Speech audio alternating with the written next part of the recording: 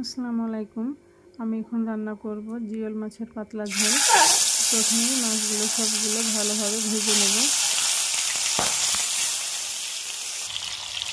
মাছগুলো দুই সাইড আমি ভেজে উঠিয়ে নিলাম। ওই তেলে দিয়ে দিলাম টমেটোর কুচি, কিছু মরিচ কুচি,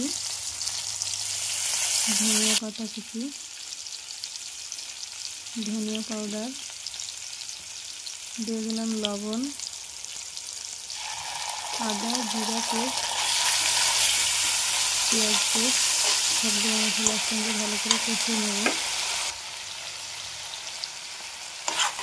তারপরে দিয়ে দিলাম একটু কাশ্মীরি লঙ্কা গুঁড়ো। মশলাটা আরও ভালোভাবে কষানোর জন্য আর একটু পানি অ্যাড করলাম আমি। মশলাটা কষানো কমপ্লিট হয়ে গেছে, এর উপরে আবারও পানি দিয়ে দেবো। পানিটা ভালোভাবে ফুটে উঠেছে, এর উপরে মাছগুলো দিয়ে দেবো।